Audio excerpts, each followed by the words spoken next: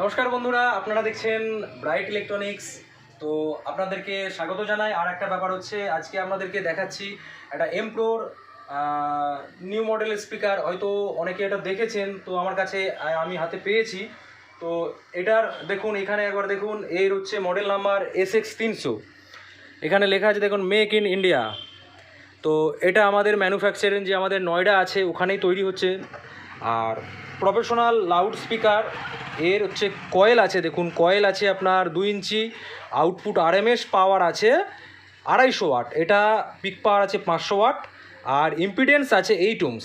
তো কখনোই ভুল করবেন না, SX300 মানে 300 ওয়াটের স্পিকার, এটা সবসময় মাথায় রাখতে হবে। SX300 মানে এটা হচ্ছে মডেল নাম্বার, এর টোটাল ওয়াটেজ হচ্ছে 250 ওয়াট। তো দেখুন কোয়ালিটিটা কত সুন্দরভাবে বাস্কেটটা বানানো আছে।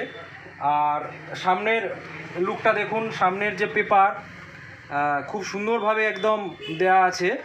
আর যারা ছোট অ্যাম্প্লিফায়ার ইউজ করেন, বা যারা 12 ইঞ্চি নিয়ে বাড়িতে বা ছোটোখাটো অনুষ্ঠানের জন্য যারা এই ধরনের বক্সগুলো করেন, বা এই ছোটো 12 ইঞ্চি স্পিকার লাগান, তাদের জন্য এটা খুব পাওয়ারফুল স্পিকার। এটার সাথে বেসটা যেমন হবে, তার সাথে মিড রেঞ্জটা প্রচুর হবে। ফিডব্যাক বক্স বা মনিটর বক্সে কি ভালো হবে? হ্যাঁ, এটা মনিটরের জন্য যারা 12 ইঞ্চি মনিটর যারা করবে, 12 ইঞ্চি মনিটর করেন তাদের জন্য খুব ভালো হবে। কারণটা কি না, এর হচ্ছে মিড ফ্রিকোয়েন্সিটা খুব ভালো আছে। তো পেপার কোয়ালিটি তো অবশ্যই দেখছেন, আর বিল্ড কোয়ালিটিটা দেখুন একদম। ম্যাগনেটটা কত ইঞ্চি আছে? ম্যাগনেটটা একটু মোটা মনে হচ্ছে। হ্যাঁ, ম্যাগনেটটা একটু মোটা আছে। তাহলে কি এটা কি বেস বেশি হবে মনে হচ্ছে?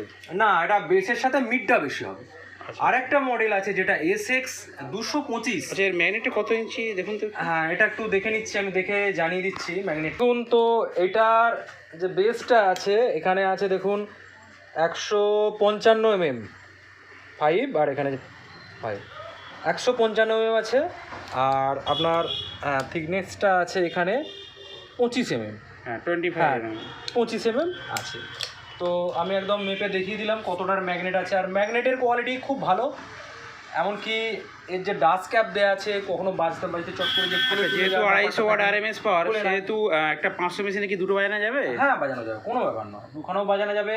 একটা 500 মেশিনে আপনি 4টেও বাজাতে পারেন, যেহেতু 12 ইঞ্চি। হ্যাঁ, তো এদিকে প্রেশার লেভেলটাও দেখতে হবে আমাকে, যে কতটা সুন্দর আছে। বললেন ভয়েস কয়েল আছে, এটা আপনার 2 ইঞ্চি ভয়েস কয়েল আছে। 2 ইঞ্চি। হ্যাঁ, এর জন্য মিড রেঞ্জটা খুব ভালো। মানে এরকম দুটো যদি কেউ কেনে, দুটো স্পিকারের জন্য কোন অ্যাম্প্লিফায়ারটা বেস্ট হবে? এরকম দুটো বাজানোর জন্য কত ওয়াটের অ্যাম্প্লিফায়ার কিনবে? একটা অ্যাম্প্লিফায়ার একটা 250 ওয়াট দিয়ে দুখানা খুব সুন্দর চলবে। আচ্ছা।